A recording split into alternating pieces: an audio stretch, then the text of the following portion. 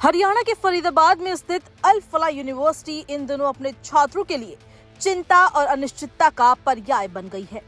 विश्वविद्यालय के भविष्य को लेकर फैसला हरियाणा सरकार लेगी, क्योंकि ये प्राइवेट यूनिवर्सिटी एक्ट के अंतर्गत आती है। आधिकारिक सूत्रों के अनुसार राज्य और केंद्र दोनों की सलाह के बाद नेशनल मेडिकल काउंसिल यानी एनएमसी ये तय करेगा कि मेडिकल कॉलेज का आगे का रास्ता क्या होगा। ऐसे में यूनिवर्सिटी के भविष्य पर सवाल खड़ा हो गया है। अगर ये यूनिवर्सिटी बंद होती है तो सैकड़ों छात्रों का भविष्य अधर में लटक सकता है। हालांकि एनएमसी ने छात्रों को आश्वस्त किया है कि निर्दोष विद्यार्थियों की पढ़ाई और करियर सुरक्षित रहेंगे। नए दिशा निर्देश जल्द जारी किए जाएंगे और इन छात्रों को किसी प्रकार की परेशानी का सामना नहीं करना पड़ेगा। लेकिन हाल के घटनाक्रमों ने छात्रों की दुनिया ही बदल दी है।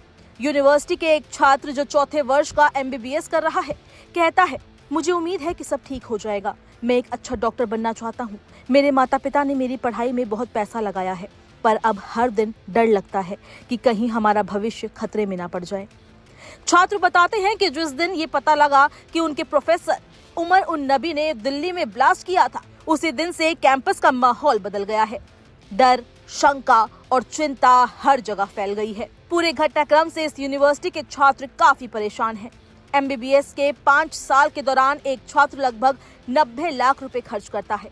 कश्मीरी और अन्य राज्यों के छात्र इस समय मानसिक रूप से बुरी तरह दबाव में हैं। यूनिवर्सिटी के छात्रों के लिए यह न केवल करियर का बल्कि परिवार की मेहनत का भी सवाल बन गया है। एक रेजिडेंट डॉक्टर बताती है, अल फलाह में मेडिकल सीटें जल्दी भरने की बड़ी वजह उनका अपना अस्पताल और कम फीस है। लेकिन अब नैक द्वारा एक्रेडिटेशन पर सवाल उठने के कारण छात्रों की चिंता और बढ़ गई है। पिछले 10 दिनों में घटनाक्रमों की तेजी ने पूरी छात्र समुदाय को भारी दबाव में डाल दिया है। फरीदाबाद की एक इंटर्न कहती है, अगर मैं हर न्यूज पढ़कर सोचती रहूं तो मैं काम नहीं कर पाऊंगी। मुझे डर है कि नाम हमारे करियर में बाधा ना बन जाए। मैं अपनी एमडी किसी दूसरी यूनिवर्सिटी से कर लूंगी। यूपी के मुरादाबाद की एक 3rd ईयर छात्रा कहती है, हमें उम्मीद है कि हमें किसी सरकारी मेडिकल कॉलेज में ट्रांसफर कर दिया जाएगा। परिवार के लोग भी रोज इस पर चर्चा कर रहे हैं। झज्जर की एक छात्रा बताती है कि कैंपस में हर कोई इस बात को लेकर डरा हुआ है कि उनकी यूनिवर्सिटी की कहीं मान्यता ही खत्म ना हो जाए। हाल ही में ईडी ने अल फलाह ग्रुप के चेयरमैन जवाद अहमद सिद्दीकी को मनी लॉन्ड्रिंग केस में गिरफ्तार किया। जांच अब विश्वविद्यालय के एडमिनिस्ट्रेटिव और फाइनेंशियल सिस्टम तक पहुंच चुकी है। छात्रों को डर है कि इस जांच का सीधा असर उनके करियर पर पड़ सकता है। हालांकि सूत्रों के मुताबिक एनएमसी ये सुनिश्चित करेगा कि छात्र सुरक्षित रहें, लेकिन छात्रों के मन में डर होना जायज है।